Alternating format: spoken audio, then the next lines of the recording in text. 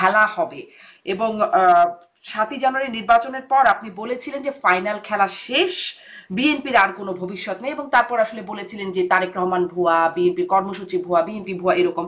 কি মনে আছে প্রধানমন্ত্রী গণভবনে বেগম জিয়াকে আমন্ত্রণ করেছিল? জি। তিনি কি এসেছিলেন? না। উল্টো গালিগালাজ করেছে, অকথ্য ভাষা। আব্দুল হামিদ 80 ঊর্ধ্ব একজন ব্যক্তি, তিনি সাহস করে দেশে ফিরতে পারলে আপনারা সেই সাহসটা পাচ্ছেন না কেন? ইউনূস সরকারের পক্ষ থেকে আপনি কি কোনো গ্যারান্টি দিতে পারবেন? আব্দুল হামিদ কি সেই গ্যারান্টি পেয়েছিলেন? রাজনীতি করে দেশের জনগণের জন্য, জনগণের কাছে কোনো ভুল স্বীকার করতে আমাদের কোনো এ ব্যাপারে কোন প্রকার অস্বীকৃতি থাকবে।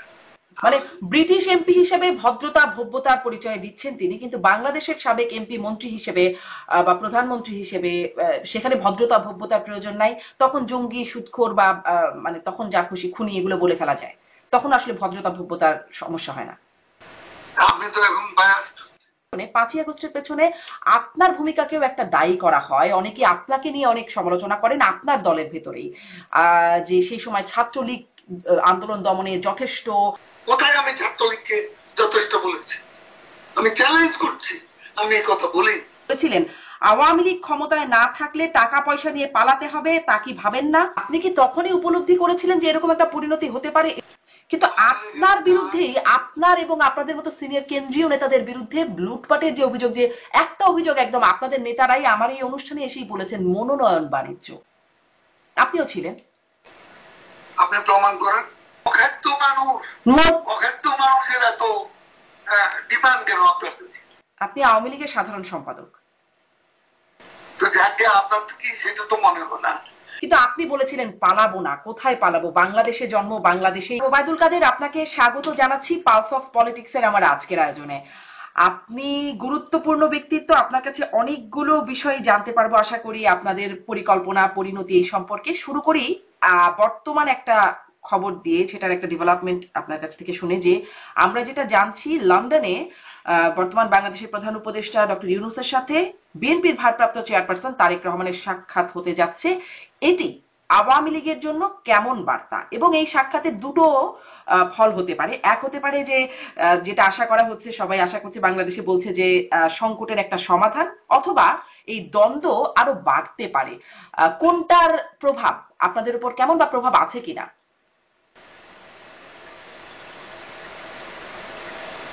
আলোচনা হতে পারে, but this is not our cup of tea. আমাদের এ নিয়ে কোনো মাথা ব্যথা নেই। আর তারা নিজেরা প্রথম থেকে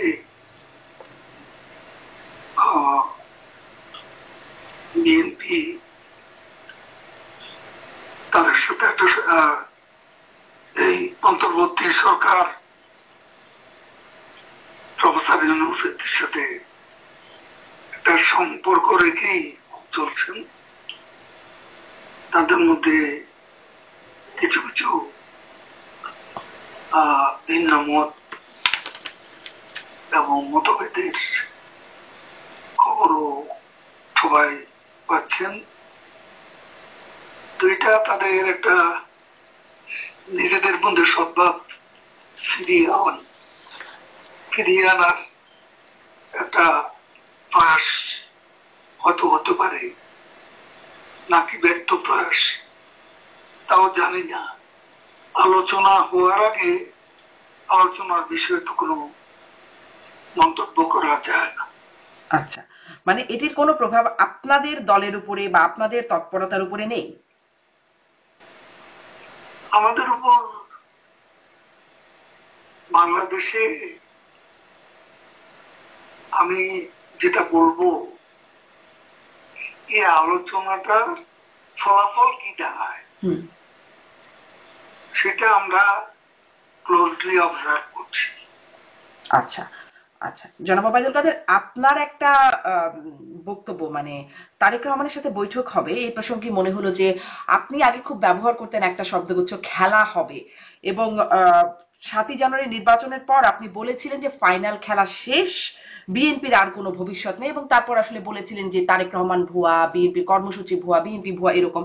এখন যখন তারেক রহমানকে ভবিষ্যৎ প্রধানমন্ত্রী হিসেবে গণ্য করা হচ্ছে, তখন কি মনে হয় মানে আপনার সেই বক্তব্য বা সেই শব্দগুচ্ছগুলোর জন্য কি আপনি কোনোভাবে বিব্রত বোধ করেন?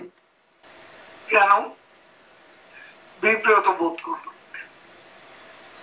It's a political humour.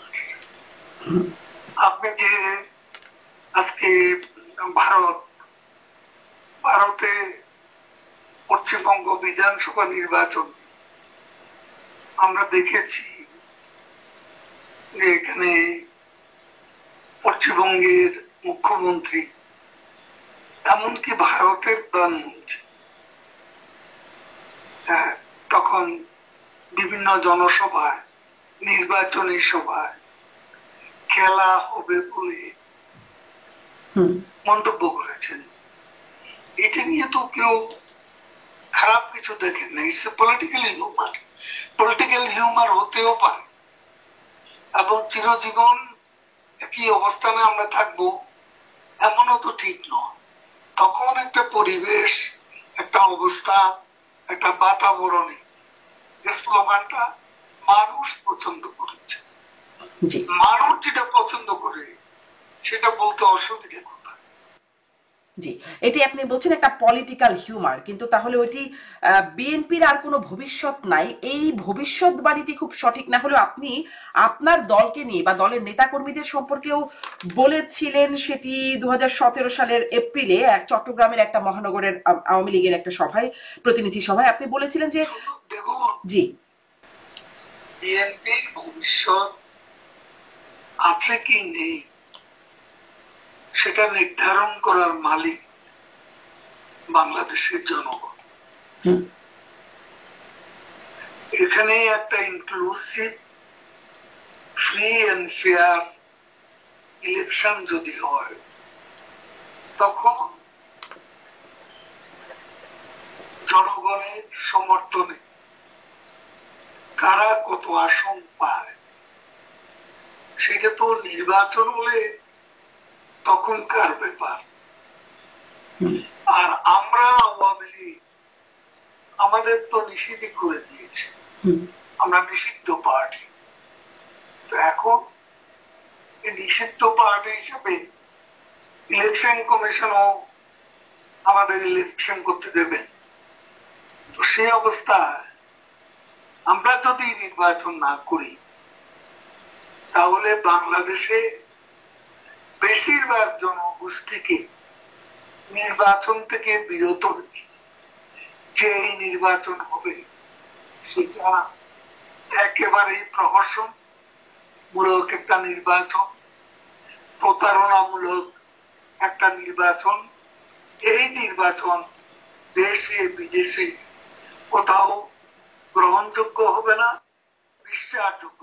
জি, জনাব ওবায়দুল কাদের, এই মানে এই উপলব্ধিটা যখন বিএনপিকে নির্বাচনের আসে নাই আর কি, বিএনপিকে ছাড়া যখন নির্বাচনগুলো হয়ে গেছে, তখন কি আপনাদের এই উপলব্ধি ছিল যে দেশে বিদেশে এটি প্রহসন বা প্রতারণের নির্বাচন হিসেবে গণ্য হবে? আমরা তো কখনো বিএনপিকে বাদ দিতে চাই। বিএনপি নির্বাচনে অংশ না সেটা তো আমাদের অপরাধ কোথায়? তারা নির্বাচনে অংশগ্রহণ করেনি, এটা তাদের দলের সিদ্ধান্ত। কিন্তু বিএনপি নির্বাচন করতে পারে এমন তো আওয়ামী লীগ সরকারের পক্ষ থেকে বা তখনকার নির্বাচন কমিশন থেকে বিএনপিকে বাদ দিয়ে ইলেকশন হবে এমন কোন সিদ্ধান্ত তো ছিল না। কিন্তু বিএনপির তো নির্বাচনের প্রতি আস্থা ছিল না, মানে নির্বাচনগুলো যেরকম হচ্ছিল তাতে তো আসলে আস্থা রাখবার মতো একটা পরিস্থিতি বিরোধী দলগুলোর ছিল না। সেক্ষেত্রে নির্বাচন করলেই বা কি হতো, যেমনটা 18-তে হয়েছে। মানে বিএনপি কেন নির্বাচনে যাবে? ওরকম একটা পরিস্থিতি থেকে আপনারা এখন নির্বাচনে যেতেন যদি নির্বাচনে যাওয়ার মতো? বিএনপি তো সেই নির্বাচন তো আইনসিদ্ধ করেছে, প্রেসিডেন্ট নির্বাচনে হা না ভোট 114% ভোটও পড়েছিল। সেই নির্বাচন তো আইনসিদ্ধ। 2001 সালে দেখেছি আমরা সকাল 11টার আগে ভোট শেষ। গুন্ডা দিয়ে মাস্তান ব্যবহার করে এবং সরকারি নানা কলা কৌশল ব্যবহার করে নির্বাচন শেষ করে দেওয়া হয়েছে।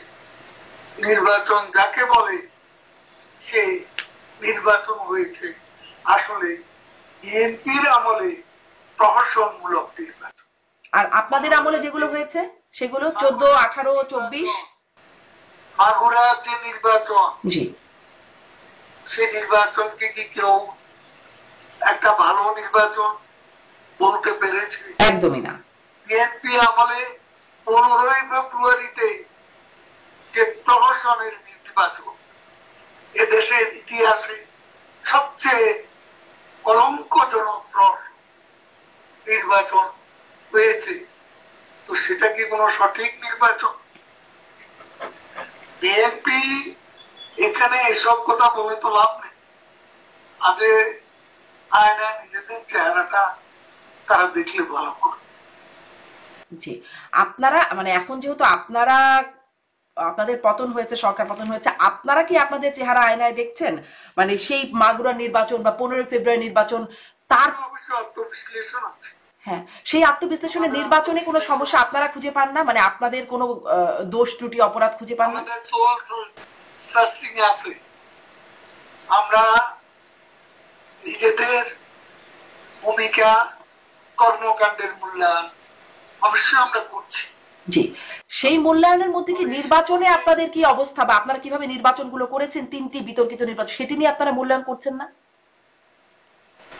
সব করছি, কিন্তু আমি যেগুলো বলছি সেগুলো কি আপনার ভালো লাগছে না? সেগুলো বাস্তবতা। আপনি আরেকটা বাস্তবতার কথা বলছেন, অতীতের কথা বলছেন। তো এখন আপনি অন্যকে দোষ দেবেন, আপনি নিজে ভালো থাকলে তো আরেকজনকে দোষ দিতে পারেন। আপনার নিজেরই তো গোলমেলে অবস্থা, আপনারা নিজেরাই তো নির্বাচন করেছেন গণবিরোধী নির্বাচন, প্রহসনমূলক নির্বাচন। তারপরও আমি এই মুহূর্তে আমি কাউকে অপবাদ দিতে চাই না। আমাদের গণতন্ত্রের পথে অগ্রযাত্রায় আমরা মিনিমাম পয়েন্টে ম্যাক্সিমাম ঐক্যবদ্ধ থাকবো, এমন একটা মানসিকতা আমাদের সকলেরই থাকা উচিত। জি, আজকে মুক্তিযুদ্ধের সপক্ষে যারা আছে, স্বাধীনতার আদর্শে যারা বিশ্বাস করে, তাদের সাথে আমাদের অনেক বিষয়ে আদর্শগত বিরোধ থাকতে পারে, কিন্তু কিছু কিছু বিষয়ে কমন পয়েন্ট আছে যেগুলো ম্যাক্সিমাম ইউনিটি করার পথে সহায়ক হতে পারে, সেগুলো আমরা সাপোর্ট করি। জি, এই ম্যাক্সিমাম ইউনিটিটা কার সাথে? নির্বাচন প্রসঙ্গটা আরেকটু রয়ে গেল, কিন্তু ম্যাক্সিমাম ইউনিটিটা আপনারা কার সাথে বলছেন? ইউনিটিটা যারা আসতে চায়, যা আমি তো বললাম মুক্তিযুদ্ধের মূল্যবোধ, স্বাধীনতার আদর্শ। মুক্তিযুদ্ধের মূল্যবোধ, স্বাধীনতার আদর্শে তো এর আগেও আপনাদের জোট ছিল, মানে তার বাইরে কিছু মিন করছেন? যারা বাইরে আছেন অথবা যারা এখন নতুন বাস্তবতায় হিসেব নিকেশে তারা যদি মূল্যায়নটা যথাযথভাবে করে তাহলে এটা তো ভিন্ন কথা। আমি আসলে স্পষ্ট হতে পারছি না, তারা মানে কারা? আপনি কি বিএনপি কে মিন করছেন? আমি এমন ধরনের কথা বলবো না, মানে আপনি বিএনপিকে নিয়ে আপনি এত ব্যস্ত কেন? বিএনপি সামনে ক্ষমতায় যাবে বলে সবাই ধারণা করছে বাংলাদেশে এখন। আমি বলছি আমাকে ইলেকশন করতে, আমার ইলেকশন, তারা আগামী পার্লামেন্ট এমন ভাবে সাজাতে চায় যেখানে মুক্তিযুদ্ধের সপক্ষে কেউ ওই পার্লামেন্টে থাকবে না। ঠিক সেভাবে তারা একটা নির্বাচন করতে চাইছে। ইউনূস প্রেসিডেন্টের একটা গ্রহণযোগ্য, তার কাছে সুবিধাজনক গ্রহণযোগ্য কিছু ক্ষমতা নিয়ে আজকে সংস্কারের উদ্দেশ্যটা আমরা বুঝি। তিনি আবার প্রেসিডেন্ট হতে চান, সেটা ওনার লক্ষ্য। আবার লোকে বলছে যে প্রেসিডেন্ট, প্রধানমন্ত্রী এই দুটি বিষয়ে সমঝোতার কোন বিষয় হয়তো আছে, সেজন্যই লন্ডনের এই বৈঠকটি হতে যাচ্ছে। জি জি, মানে সেই সমঝোতার জন্য লন্ডনে বৈঠকটি হতে যাচ্ছে। জি, এতটুকু তো নিশ্চয়ই ক্লিয়ার। কিন্তু নির্বাচন নিয়ে যে 3টি বিতর্কিত নির্বাচন, আপনি বলছিলেন অতীতের নির্বাচন গেলে সেই প্রশ্নগুলোর কথা আপনি বলছিলেন, বিতর্কগুলোর কথা বলছিলেন, কিন্তু 3টি যে নির্বাচন আপনাদের সময় হলো, সেই নির্বাচনের দায় কি আপনারা নেন? সেই নির্বাচন বিতর্কিত, সেই নির্বাচনও দেশে বিদেশে বিতর্কিত। কোন নির্বাচন? 14, 18, 24। 14, 18 এবং 24। 2014, 2018, 2024। 2008-এর নির্বাচন মোটা দাগে গ্রহণযোগ্য নয় কি? জি, মোটা দাগে, যদিও সেটি নিয়ে অনেকে প্রশ্ন তোলেন, কিন্তু মোটা দাগে একটা গ্রহণযোগ্যতা, এমনকি বিএনপির লোকেরাও বলেছেন তখন। তাহলে এই নির্বাচনটা তো আমরা গ্রহণযোগ্য করেছি। এটা তত্ত্বাবধায়ক সরকারের সময় হয়েছিল। 14, 18 আপনার কি মনে আছে? প্রধানমন্ত্রী গণভবনে বেগম জিয়াকে আমন্ত্রণ করেছিল। জি। তিনি কি এসেছিলেন? না।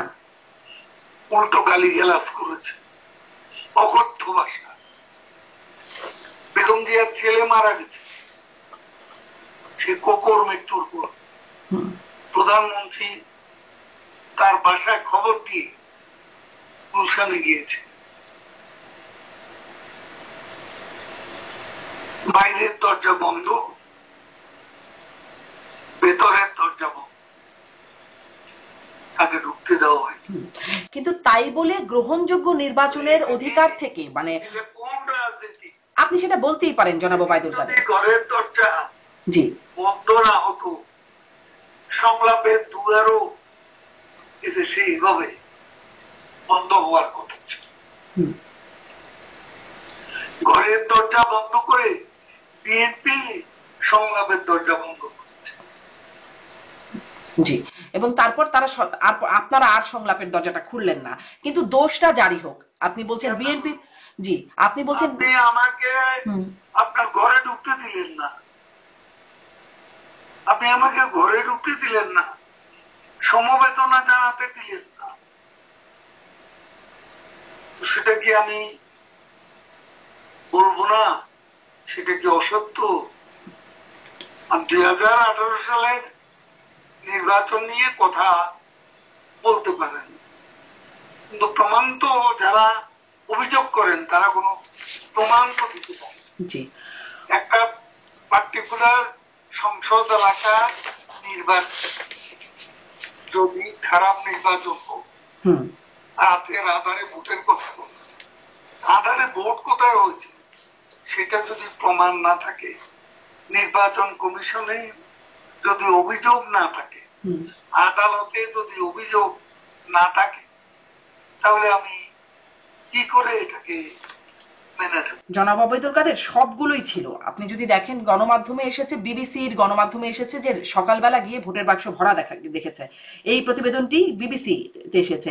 আপনাদের মানে নির্বাচন কমিশনের ওয়েবসাইট থেকে নির্বাচন, জনাব ওবায়দুল কাদের একটু বলি, এই এই অভিযোগগুলো আপনারা যেহেতু পান না, একটু বলি, এটি মানে নির্বাচন কমিশনের ওয়েবসাইটে যে ফলাফল, পূর্ণাঙ্গ ফলাফল, সেখানে দেখা গেছে 213টি কেন্দ্রে শতভাগ পড়েছে, ভোট পড়েছে। 96 থেকে 100% ভোট পড়েছে 1418টি কেন্দ্রে। 586টি কেন্দ্রে সবগুলো ভোট পড়েছে নৌকা প্রতীকে, অন্য প্রতীকে কোনো ভোট পড়ে নাই, যেটিকে আসলে তৎকালীন যে প্রধান নির্বাচন কমিশনার নুরুল হুদা, তিনিও এটিকে স্বাভাবিক নয় বলে মন্তব্য করেছিলেন। নির্বাচনে কি হয়েছে, কত ভোট পড়েছে, কত আসনে ভোট হয়েছে, কত বিনা প্রতিদ্বন্দ্বিতা হয়েছে, সেটা নিয়ে তো আপনার কোন নির্বাচনে বিশেষ আপনি করতে অক্ষম। কোন নির্বাচনে? আচ্ছা, 15ই ফেব্রুয়ারি নির্বাচনের একটা ফল তো তারপরে বিএনপি ভোগ করেছে, তার জন্য তো অনেক সমালোচনা বিএনপির আছেই। কিন্তু যেই নির্বাচনগুলোর কারণে পরবর্তীতে মানে একটার পর একটা নির্বাচন, 14, 18, 24, একটার পর একটা নির্বাচনে মানুষ যে তার মানে প্রাপ্য ভোটাধিকার থেকে বঞ্চিত হচ্ছিল, এর দায় কি আপনারা নেবেন কিনা? 15ই ফেব্রুয়ারির দায় বহুবার বিএনপিকে দেওয়া হয়েছে। এটা কোনো অভিযোগ তো ছিল না, বিএনপিকে দেয়া হয়েছে। বিএনপি কি দায় স্বীকার করেছে? তাহলে আমাকে কেন বলছেন দায় স্বীকার? মানে বিএনপি যা করবে আপনারাও তাই করবেন? অবশ্যই আছে, হ্যাঁ, সেটা সময় মতো আমরা প্রকাশ করব। কিন্তু মানুষ আসলে মানুষের, আপনারা জনগণের রাজনীতি করেন, জনগণ, আমরা জনগণের রাজনীতি করি, যা বলবো জনগণ, আচ্ছা, সেটা দেশের মাটিতে আচ্ছা, সময় আসলে বলবো। আমরা তো এখন কোথাও দাঁড়াতেই পারি। তার মানে এটা স্পষ্ট হলাম যে আপনারা এই 3টি নির্বাচনে আপনারা কোনো দায় এখন পর্যন্ত স্বীকার করছেন না, ভবিষ্যতে স্বীকার করবেন কিনা সেটা আপনারা চিন্তা করবেন। এটাই কি সামারি? আমি এ ধরনের কথা বলি। আমাকে একটু সামারি বলবেন যে আপনারা 3টি নির্বাচনের দায় স্বীকার করেন করেন না? মূল্যায়ন আছে, হ্যাঁ, সেটা সময় মতো আমরা বলব। আচ্ছা, সময়, দেশের মাটিতে রাজনীতি করে দেশের জনগণের জন্য, জনগণের কাছে কোন ভুল স্বীকার করতে আমাদের কোন এ ব্যাপারে কোন প্রকার অস্বীকৃতি থাকবে। আমাদের এই প্রোগ্রামগুলো দেশের মানুষই দেখছে, আমরা দেশের মানুষের জন্যই আসলে এই সাংবাদিকতাটা। আপনি যদি এখানেও বলেন দেশের মানুষই আসলে শুনবে। হ্যাঁ, আমেরিকায় বসে কি ক্ষমা চাইবে বাংলাদেশের জনগণের কাছে? সমস্যা কি? মানে ক্ষমা চাওয়ার মতো অবস্থায় থাকলে সমস্যা কি? বার্তাটা তো বাংলাদেশের জনগণের কাছেই পৌঁছাচ্ছে। না, আমি আমার দেশের কি, আমার দেশের জনগণের কাছে আমি বলবো। আচ্ছা, স্পষ্ট। আপনি জি জি স্পষ্ট। আপনি আমি পরের প্রশ্নে যাই, যে প্রশ্ন থেকে আপনি সরাতে তো পারবেন না। আচ্ছা, ঠিক আছে, আমি এখন নিজেই সরে যাই। আপনি দেশের জনগণের কাছে গিয়ে যখন ক্ষমা চাইবেন, তখন আমরা নিশ্চয়ই দেখবো যে কেন ক্ষমা চাচ্ছেন, কতটা ক্ষমা চাচ্ছেন, বা আদৌ চাচ্ছেন কিনা। আপনারা দেশে যাবেন সাথে সাথে, হ্যাঁ, একটা রাজনৈতিক দল হিসাবে অন্য যারা নির্বাচনের নামে প্রহসন করেছে, তাদেরকে কি আপনি বলবেন না ক্ষমা চাইতে? বলবেন কি না? জি, মানে তাদেরকে তো আমাকে বলছেন, তাদেরকে কেন বলছেন? তাদেরকে কেন বলছেন? তাদেরকে তো না সাহস কেন থাকবে না? তাদেরকে তো এতদিন ধরে বলেই এসেছেন, আপনারা তো বলেই এসেছেন, আমরাও জিজ্ঞাসা করেছি যে আপনারা নিজেরা যেটা করতে পারেন নাই, আপনারা নিজেরা তত্ত্বাবধায়ক সরকার দিতে চান নাই, এখন নিজেরা কেন চান? এই প্রশ্নগুলো তো আমরা বারবার তখনও করেছি। এখন আপনাদেরকে তো এই জবাবগুলো দিতে হবে যে 3টি নির্বাচন আসলে আপনারা কি করলেন। যাই হোক, এটা আপনি বলেছেন, আপনি দেশে ফিরে ক্ষমা চাইবেন।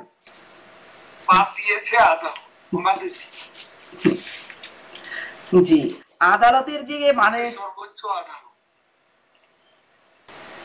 আমরা তো বাদ দিই।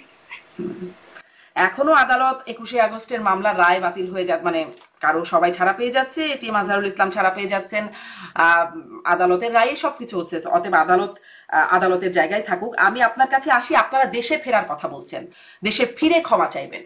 দেশে আপনারা ফিরবেন কিভাবে, কখন, সেই পরিকল্পনাটা কি? যদি জিজ্ঞাসা করি যে সম্প্রতি আব্দুল হামিদ, সাবেক রাষ্ট্রপতি, তিনি চিকিৎসার জন্য বাইরে এসে তখন অনেক আলোচনা হলো, 1 মাস পরে তিনি দেশে ফিরে গেলেন। আপনিও যখন সরব হলেন, কথা বলতে শুরু করলেন 9.5 মাস পর, তখন প্রথমেই বলছিলেন যে আপনার শারীরিক অবস্থা অসুস্থতা আপনাকে ওষুধ খেতে হয়, এজন্য আপনি ঝুঁকিটা নিতে পারেন নাই, আপনি আত্মগোপনে ছিলেন এবং তারপর দেশ থেকে চলে আসছেন। আব্দুল হামিদ ৮০ ঊর্ধ্ব একজন ব্যক্তি, তিনি সাহস করে দেশে ফিরতে পারলে আপনারা সেই সাহসটা পাচ্ছেন না কেন?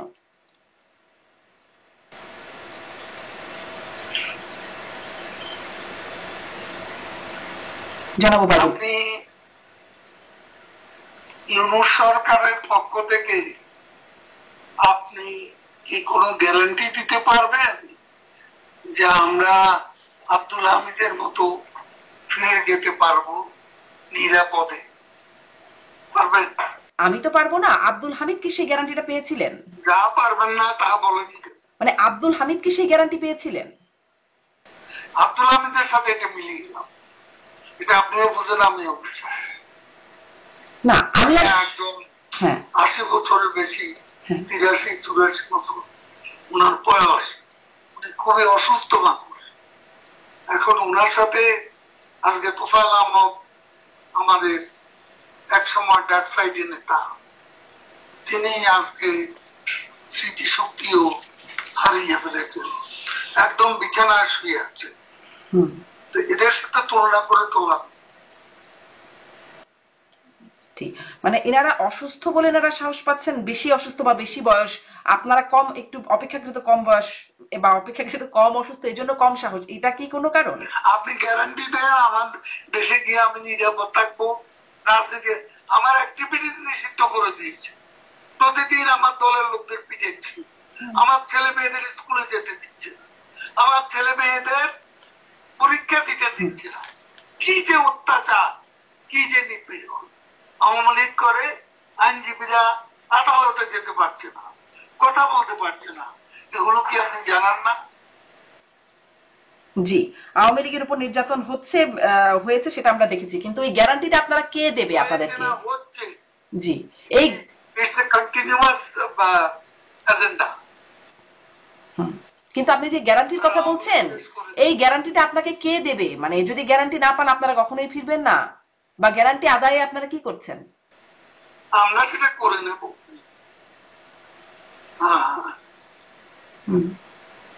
কিভাবে করে নেবেন? মানে যদি খোলা না থাকে আমরা পথ করে নেব, কারণ আমরা রাজনীতি করি। সেই পথটা কিভাবে করে নেবেন? আপনি একটা ইন্টারভিউতে ব্যাপার আপনাকে, আচ্ছা আপনারা কৌশলও বলবেন না, আপনি বলছেন। আচ্ছা ঠিক আছে, আপনাদের আরেকটা কৌশল নিয়ে। বাংলাদেশের রাজনীতি দুয়ার যখন অবরুদ্ধ, তখন তো আমাকে কৌশল করতেই হবে। আমার এত নেতা কর্মী জেলে, আজকে লক্ষ লক্ষ কর্মী বাড়িঘর ছেড়ে পথে পথে ঘুরছে। তারপর আমরা যারা অনেকে দেশের বাইরে, আমরা কি আমাদের স্বদেশে প্রত্যাবর্তন করব না? সেটা নাকি বাংলাদেশের? এখন আপনি ভোট করেন, কত পার্সেন্ট লোক শেখ হাসিনার পক্ষে? আমি তো মনে করি বেশিরভাগ মানুষ। সেই সুযোগটা তো পাবলিক পাবে না, সেই ভোট তো হবে না। যে ভোটে আপনি আমাদেরকে, যে ভোটের জন্য দোষী সাব্যস্ত করেন, বাংলাদেশে তো একটা নোংরা ভোটাভুটি হতে যাচ্ছে, আর এটা কোনো ঠিকও নেই। ইউনূস সকালে এক কথা বলে, বিকেলে আরেক কথা বলে, সমস্ত ব্যর্থতার জন্য দায়ী করে ভারত আর শেখ হাসিনাকে, আর কোন দায়ী কিছু নেই। শেখ হাসিনাই একমাত্র দোষী, ভারতই একমাত্র দোষী, এটাই তাদের অপপ্রচার। তো এখন রাখি না, আরেকটু কথা আছে। আপনি কৌশলের কথা বলছিলেন, আমরা দেখলাম সম্প্রতি ডক্টর ইউনূসের যুক্তরাজ্য সফর নিয়ে একটু কথা বলি, যে সেখানে আমরা দেখলাম টিউলিপ সিদ্দিকী, তিনি শেখ হাসিনার ভাগ্নি, শেখ রেহানার মেয়ে, তিনি ডক্টর ইউনূসের কাছে একটা চিঠি লিখেছেন তার সাক্ষাৎ প্রত্যাশা করে, যেখানে তিনি তার বেশ প্রশংসা করছেন, তার ভূমিকাকে, ঐতিহাসিক ভূমিকাতে তিনি অনুপ্রাণিত, জনকল্যাণে তার ভূমিকার কথা স্বীকৃতি করছেন, মানে এরকম বেশ প্রশংসা করে একটা চিঠি লিখেছেন। অন্যদিকে সাবেক প্রধানমন্ত্রী শেখ হাসিনার পুত্র সজীব অজের জয় তিনি ফেসবুকে একটি পোস্ট শেয়ার করেছেন যে কেন ব্রিটিশ প্রধানমন্ত্রীর ডক্টর ইউনূসের সাথে দেখা করা উচিত না। তিনি নানান কারণে নেতিবাচক ভূমিকা, আওয়ামী লীগকে নির্যাতন, মানবাধিকার লঙ্ঘনের ঘটনা এই বিষয়গুলোকে উল্লেখ করে। দুই আছে তো কিন্তু আমার কথা হচ্ছে যে দুটি বিষয় সাংঘর্ষিক হয়ে গেল না।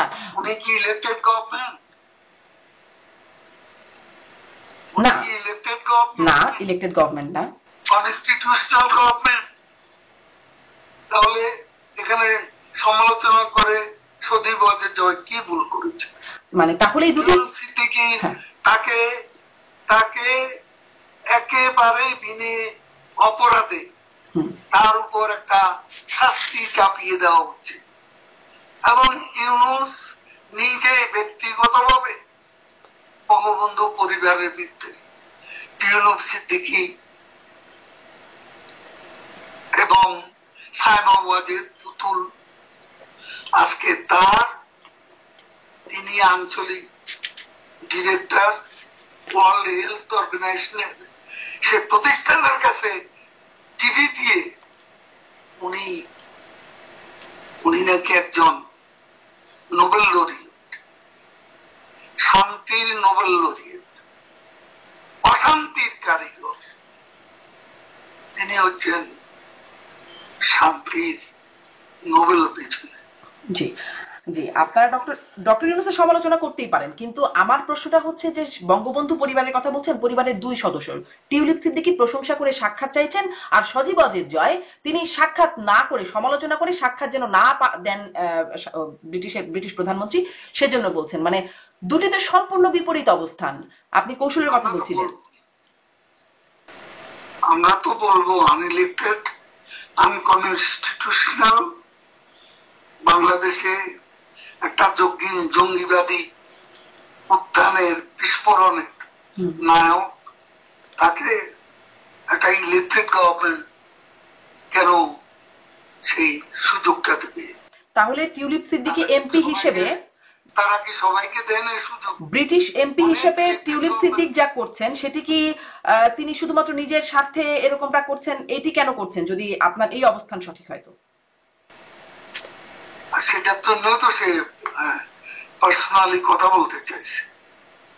তার অপরাধ কোথায় সেটা তো তার পার্লামেন্ট তদন্ত করে পায়নি। এখন ইউনূস সাহেব কোথায় পেলেন সেটা তো মানে সজীব অজের জয় যেখানে বা আপনারা যেখানে বলছেন জঙ্গি, মানবাধিকার লঙ্ঘনের কথা বলছেন, সেখানে টিউলিপ সিদ্দিকী ঐতিহাসিক ভূমিকায় অনুপ্রাণিত হচ্ছেন, তার প্রশংসা করছেন। মানে এটি নিরপরাধ ব্যক্তিকে অপরাধী সাব্যস্ত করা হলো কেন? কেন তিনি পার্সোনালি এত ইন্টারেস্টেড হতেন?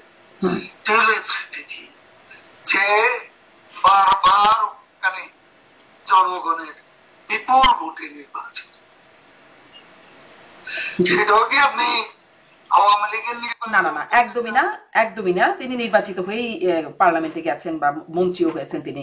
মানে ব্রিটিশ এমপি হিসেবে ভদ্রতা ভব্যতার পরিচয় দিচ্ছেন তিনি, কিন্তু বাংলাদেশের সাবেক এমপি মন্ত্রী হিসেবে বা প্রধানমন্ত্রী হিসেবে সেখানে ভদ্রতা ভব্যতার প্রয়োজন নাই। তখন জঙ্গি, সুদখোর বা মানে তখন যা খুশি খুনি এগুলো বলে ফেলা যায়, তখন আসলে ভদ্রতা ভব্যতার সমস্যা হয় না। আপনি তো এখন বায়াসড। মানে আপনার দুইটি বক্তব্যকে আমি একটু মিলিয়ে বলার চেষ্টা করছি যে টিউলিপ সিদ্দিকীটা যদি ভদ্রতা ভব্যতা হয়। আমি এই জন্য আপনাকে দিতে চাই, আপনি তো প্রথম থেকে বায়াসড, প্রথম থেকে অ্যাটাক শুরু করছেন। আপনি একজন সাংবাদিক জনাব ওবায়দুল কাদের, আপনিও সাংবাদিকতা করেছেন, আমার কাজে তো একটু কঠিন প্রশ্ন করা। সাংবাদিকতা কি এভাবে করে? সাংবাদিকতারও একটা নর্মস আছে, একটা নর্মস আছে। ভদ্রভাবে অনেক কঠিন কথা বলা যায়। জি, আমি খুবই চেষ্টা করছি জনাব ওবায়দুল কাদের একটু ভদ্রভাবেই জিজ্ঞাসা করা যে টিউলিপ সিদ্দিকীটা যদি আপনি ভদ্রতা ভব্যতা বলেন, যে ব্রিটিশ এমপি হিসেবে তার ভদ্রতা।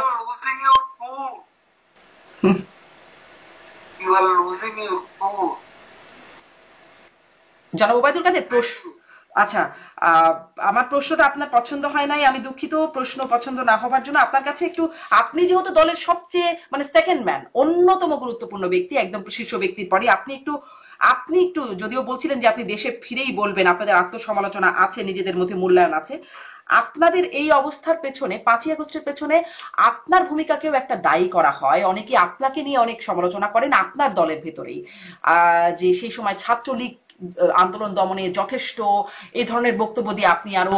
এ ধরনের বক্তব্য আমি দেইনি। আপনি যদি প্রমাণ করতে পারেন তাহলে আমি যে কোনো শাস্তি। আপনি বলেন নাই জনাব ওবায়দুল কাদের যে আত্মস্বীকৃত রাজাকারদের? আমার সে উচ্চারণটা তা ছিল না। কি ছিল? সাংবাদিকদের অংশ। হ্যাঁ, আপনি নেন বাংলাদেশের সেদিনের যে নিউজ পেপার, সেদিনের যে আপনি টেলিভিশনে, আমার তো কথাগুলো আছে, সে কথাগুলো নেন। কোথায় আমি ছাত্রলীগকে যথেষ্ট বলেছি? আমি চ্যালেঞ্জ করছি, আমি এই কথা বলি। মানে সবগুলো গণমাধ্যমেই দেখছি মিথ্যা অপবাদ একজন মানুষকে। আচ্ছা, আপনি কি বলেছিলেন আমাকে আরেকবার একটু রিকল করিয়ে দেবেন, আরেকবার একটু বলবেন, কারণ সবগুলো গণমাধ্যমে এই খবর কনফার্ম করছে যে আত্মস্বীকৃত রাজাকারদের বিরুদ্ধে মানে ছাত্রলীগই যথেষ্ট। আপনি বললে আমি কোট করব। নো, আমি এই কথা বলিনি। আপনি আসলে তাহলে কি বলেছিলেন? আমি যা বলছি, আপনি ওই ভিডিওটা নিয়ে আসেন, ভিডিওটা নিয়ে আসেন, বাংলাদেশে আছে সেটা। জি, সেখানে ভিডিওতে আমার মানে যত কোথাও ছাত্রলীগ যথেষ্ট ওই কথা বলা। জি, মানে আপনি কি বলেছেন সেটা কি আপনি এখন বলবেন? আমি আপনার কাছে চ্যালেঞ্জ করছি। হ্যাঁ, এটা একদম অসত্য, ফ্যাব্রিকেটেড, মোটিভেটেড। আচ্ছা, আমি মানে আপনাকে কোট করতে পারি, যেখানে বলা হচ্ছে যে কোটা বিরোধী ছাত্র আন্দোলনে কতিপয় নেতারা যেসব বক্তব্য রেখেছে তার জবাব দেওয়ার জন্য আত্মস্বীকৃত রাজাকার যারা নিজেদের ঔদ্ধত্যপূর্ণ মানসিকতার প্রকাশ ঘটিয়েছে তার জবাব দেওয়ার জন্য ছাত্রলীগই যথেষ্ট, আনকোট। নো, এই কথা আমি বলি। আচ্ছা, ঠিক আছে, তাহলে জনগণ নিশ্চয়ই বাংলাদেশ থেকে আমি তো চ্যালেঞ্জ করছি, যেসব সাংবাদিকের এই বক্তব্য সেদিন দাঁড় করিয়েছে, সাংবাদিকদের অনেকেই তো তখন ওই যে তখনকার যে বিস্ফোরণ, জঙ্গিবাদী বিস্ফোরণ, তার সমর্থক ছিল, অ্যাক্টিভিস্ট ছিল। জি, থ্যাংক ইউ। জি, আপনি আরেকটু যদি সময় দেন, আর 2-3 মিনিট, আপনার কাছ থেকে একটু জিজ্ঞাসা করছিলাম যে আপনাদের এই অবস্থার পেছনে আপনারা কি কি কারণ চিহ্নিত করেছেন, সেটা কি একটু জনগণকে বা আমাদেরকে বলবেন? সেটা আপনাকে কেন বলবো? কাকে বলবেন? আমি যখন বলবো দেশের জনগণকে, তখন আপনি প্রেসের লোক থাকবেন, জি, আপনিও সেখানে থাকার অনুভূতি পাবেন। জি, কিন্তু এই যে মানে এখন যে আপনারা উপলব্ধিটা করছেন, আপনি কি কোনো সময় আগে এই উপলব্ধিটা করতে পেরেছিলেন? কারণ আপনার মুখ থেকে আমরা শুনেছিলাম, সেই যে বলছিলাম, শুরু করছিলাম যে 2017 সালের এপ্রিলে একটা চট্টগ্রামের একটা সভায় আপনি বলেছিলেন আওয়ামী লীগ ক্ষমতায় না থাকলে টাকা পয়সা নিয়ে পালাতে হবে, তা কি ভাবেন না? দল যদি ক্ষমতায় না থাকে, এখন যে টাকা পয়সা রোজগার করছেন তখন এই টাকা নিয়ে পালিয়ে বেড়াতে হবে। তখন তাহলে এটা আমার এ ধরনের কথা বলার অর্থ? জি, জি, এটা আমি কর্মী সবাই বলেছি। জি, চট্টগ্রাম জি, কর্মীদেরকে বলেছি। সেটা তো আমি তাদেরকে সাবধান করব। মানে আপনি প্রধানমন্ত্রী তার বক্তব্যে অনেকবার সাবধান মানে উচ্চারণ করছে। জি, আপনি কি তখনই উপলব্ধি করেছিলেন যে এরকম একটা পরিণতি হতে পারে, এজন্যই সাবধানতা বাণী? যাতে না হয় সেটা আমি সতর্ক করে দিয়েছি। তারপরেও ঠেকানো গেল না কেন? মানে সেই টাকা পয়সা নিয়ে পালাতেই হলো কেন নেতা কর্মীদের? টাকা পয়সা নিয়ে কে পালিয়েছে? মানে এই যে অবস্থায় আছে আওয়ামী লীগের নেতা কর্মীরা, ওই 2-4 জন বড় লোকের কথা পান, তারা তাদের ওইতে আগেই বড়। আমরা আমাদের পার্টি করে যে নেতা কর্মীরা দল করেছে, তারা ওই লুটপাট করে এখানে আসে। কিন্তু আপনার বিরুদ্ধে, আপনার এবং আপনাদের মতো সিনিয়র কেন্দ্রীয় নেতাদের বিরুদ্ধে লুটপাটের যে অভিযোগ, যে একটা অভিযোগ একদম আপনাদের নেতারাই আমার এই অনুষ্ঠানে এসেই বলেছেন, মনোনয়ন বাণিজ্য। আপনারা মনোনয়ন দেওয়ার সময় বিপুল বড় অঙ্কের টাকা নেবার অভিযোগটা কার বিরুদ্ধে ছিল? যারা কমিটিতে ছিলেন, মনোনয়ন কমিটিতে। আপনিও ছিলেন। আপনি প্রমাণ করেন। মানে আমি কি করে প্রমাণ করব? আমি তো আসলে অনুসন্ধানী সাংবাদিকতাটাও করি না। আপনাদের নেতা কর্মীরাই এটা অভিযোগটা করছেন। অপবাদ দেবে, যে অপবাদ দিয়েছে তারা তো বলেনি মেট্রো রেলের জন্য কি কষ্ট আমি করেছি। করেছেন শেখ হাসিনা, কিন্তু আমি তো দায়িত্বে ছিলাম। পদ্মা সেতুর জন্য কি কষ্ট করেছি। 4000 সেতু নির্মাণের জন্য কি কষ্ট করেছি। বাংলাদেশে এত 4 লেন 6 লেন 8 লেনের রাস্তা, সেই সমতল থেকে পাহাড় পর্যন্ত, তারপরে লিমিটেড এক্সপ্রেসওয়ে, এগুলো তো কেউ কোনোদিন বলে না। না, এগুলো তো আপনারা অনেক বলেছেন। কথা তো বলে না। না, এগুলো তো 15 বছর ধরে বলেছেন, এগুলো তো শুনেছে মানুষ, সবাই জানে এই বিষয়গুলো, শুনেছে। যেই প্রশ্নগুলো, আমার গুণের কথা বলবেন, আর আমি যখন থাকবো না তখন আমার বিরুদ্ধে মিথ্যা অভিযোগ সাজাবেন। প্রমাণ করুক। জনাব ওবায়দুল কাদের, এই অভিযোগটা আসলে আপনার দলের নেতা কর্মীরা করছে। যারা করেছে এটা প্রমাণ করতে বলবেন। জি, মানে এই অভিযোগটা আপনার দলের নেতা কর্মীদের, তাহলে এই অভিযোগটা আপনি মানে নেতা কর্মীদের উদ্দেশ্যে কি বলবেন যারা এই অভিযোগ করে? কোন নেতা কর্মী এই অভিযোগ করে? এই অভিযোগটা আমার এই অনুষ্ঠানে রাশেক রহমান, আওয়ামী লীগ নেতা রাশেক রহমান, যিনি 24-এ মনোনয়নও পেয়েছিলেন রংপুর থেকে, তিনি এই অভিযোগটি করেছেন। একদম মনোনয়ন কমিটিতে যারা আছেন, রাশেক রহমান, কোষাধ্যক্ষ, মানে আওয়ামী লীগের কোষাধ্যক্ষ আশিকুর রহমানের। আমার কথা শুনবে? জি, অবশ্যই। তিনি এত জনপ্রিয় নেতা, মনোনয়ন দেওয়া হয়েছে ইলেকশনে স্বতন্ত্র প্রার্থীর কাছে, এটাই ওনার মনে কষ্ট, আর কিছু না। জি, এখন উনি মনে করেছেন আমি ওনাকে হারিয়েছি। আমি কেন? তার বাবা আমরা একসঙ্গে আছি। আমি বরং আগ্রহ কিছু তরুণকে মনোনয়ন দেওয়ার পক্ষপাতী ছিল, এর মধ্যে সেও ছিল। এখন সেই ইলেকশনে তাকে কি আমি জোর করে যেতাম? জি, আপনি বলছেন যে তিনি জেতেননি বলেই তিনি অভিযোগটি করছেন, কিন্তু সেটি তো শুধু তার অভিযোগ না। এখন সরকারের পক্ষে বলে, আওয়ামী লীগের বিরুদ্ধে বলে কিছু পেতে চেষ্টা করছেন কিনা জানি না। আমাদের তো 2-1 জনের মধ্যে জামিন টামিন নিয়ে ফেলছে। তো কাজে এরকম হঠাৎ করে ভালো লাগে না।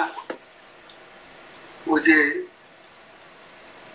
হঠাৎ করে প্যান্ট বদলানো, পোশাক বদলানো, কত নেতা দেখলাম দেশে। জি, আপনি কি বলবেন তাহলে সরকারের সাথে, মানে যারা হঠাৎ জামিনও পাচ্ছেন বলছিলেন, সরকারের কোথাও থেকে কারো সাথে মানে অনেক নেতাদেরই ডিল হচ্ছে কি কোনো? আবার হয়ে গেছে, আর হবে না। তার গ্যারান্টি কি? হবে না এটা আপনি কিভাবে নিশ্চিত করবেন? মানে যা হবার হয়ে গেছে আর হবে না মানে কি? মানে ডিল হচ্ছিল আগে, এখন আর হবে না? ধরুন আমাদের একটা সুবিধা কি, আমাদের নেতা একজন,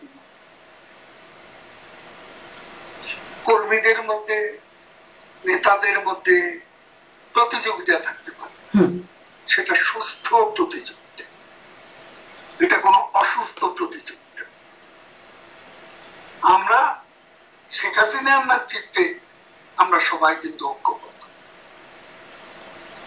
জি জি, মানে সেই যোগাযোগটা আপনাদের মধ্যে কতটুকু? আমার সাথে অনেক আপনাদের নেতাদের কথা বলবার সুযোগ হয় এই প্ল্যাটফর্ম থেকেই। একজনের সাথে আরেকজনের যোগাযোগটা আসলে কতটুকু, কি নির্দেশনা সেটি আসলে সবার মধ্যে যাচ্ছে কিনা সেই বিষয়ে মাঝে মাঝে প্রশ্ন জাগে। আপনাকে শেষ প্রশ্নটা করি, আপনি যখন মানে প্রকাশ্যে আসলেন, আপনি বলেছেন কি ভয়াবহ অভিজ্ঞতা আপনার হয়েছে, আপনাকে বাথরুমে লুকিয়ে থাকতে হয়েছে, আপনাকে আত্মগোপনে থাকতে হয়েছে দেশে 3 মাস, এবং তারপরে আপনি সুযোগ যখন পেয়েছেন তখন দেশ ছেড়ে এসেছেন, ভারতে পালিয়ে আশ্রয় নিয়েছেন, সেই বিষয়টা। বুঝে আসছি, এ কথা আপনাকে কে বলবে? জি, ও সুযোগ বুঝে আসছি, এই শিক্ষা আপনাকে কে দিবে? আচ্ছা, তাহলে কিভাবে আসলেন? সুযোগ না পেলে আসলেন কি করে? কেন আপনাকে বলতে হবে? Somehow I got out. কিভাবে আপনাকে কেন বলবো? আচ্ছা আচ্ছা, আমাকে বলবেন না, ঠিক আছে, মানে বলেছেন তো অনেকটাই, তা এই জন্যই কেন আপনাকে বলবো? জি, অনেক বলেছেন তো অনেকটাই, এই জন্যই আমি আসলে প্রশ্ন অনেক করছিলাম। কৌশলগত বিষয়টা।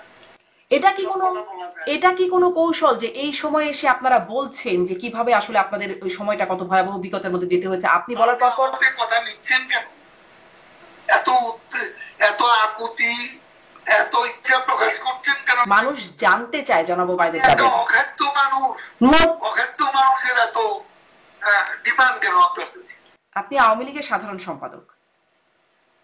তো যাকে আপনার কি সেটা তো মনে হলো না। আপনি আগে রাস্তার একটা মোটেই না জনাব ওবায়দুল কাদের আওয়ামী লীগের সাধারণ সম্পাদক, আপনি মানে এমপি মন্ত্রী কি নন, যার কারণেই তো আপনার কাছে এত প্রশ্ন, আপনার কাছে জানতে চাওয়া। রহিম করিম যদি মধুর কাছে এই প্রশ্ন না যে আপনি কেন আসলেন ভারতে, কেন ছিলেন দেশে। সব প্রশ্নের জবাব জি, ছাত্রই যথেষ্ট, হ্যাঁ, এটা আপনি প্রমাণ করেন। আমি শুধু আপনাকে এটা। আচ্ছা, আমি চেষ্টা করব ভিডিও ফুটেজটা বের করতে। ভিডিও আছে বাংলাদেশে। হুম, আমি অনেকগুলো গণমাধ্যমের লিংক দেখছিলাম, যে আমি কনফার্ম হচ্ছিলাম যে কোডটা যেন এতদিন পরে। দুঃখিত। আচ্ছা, আমি জোগাড় পারলে আমি অনুষ্ঠানের সাথে লিংক দিয়ে দেবো, যদি আমি জোগাড়টা করতে পারি। আর পত্রিকার খবরের লিংক গুলো আপনিও দিতে পারবেন না, আমি জানি। আচ্ছা, সেটি হলেও মানুষ নিশ্চয়ই দেখবে যে এটি হয়নি, আসলে আপনি বলেননি সেটি। আমার তো আসলে জোর করে প্রমাণ করার কিছু নাই, যদি হয় তো হলো, না হলে নাই। সেটি আসলে মানুষ দেখবে যে কি হয়েছে, তখন কি বলেছেন, এখন কি বলছেন, মানুষ সেটি দেখবে। আপনার আমি 100 কথা বলবো। জি, তখন যা বলছি এখনো তা বলছেন। আমার কাছে আমি যে আমি আওয়ামী লীগের সেক্রেটারি, যে প্রতিদিন দুবার একবার দুবার কথা বলে, সে মানুষ আমি 9 মাস চুপ ছিলাম, কথা বলি।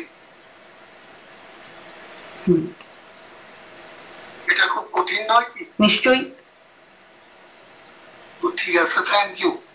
না, আপনি সকালে এক কথা, আপনি মানে এক কথা বলেন, এক কথাই বলেন, একদিন আগে এক কথা, পরে এক কথা না বলেন, মানে বলেন না, সেটা আপনি যেমন বলছিলেন, কিন্তু আপনি বলেছিলেন পালাবো না। কোথায় পালাবো? বাংলাদেশে জন্ম, বাংলাদেশেই থাকবো। এটা কৌতুক করে বলেছি। এটা হচ্ছে পলিটিক্যাল হিউমার। আমি তো অস্বীকার করছি, পালাবো না।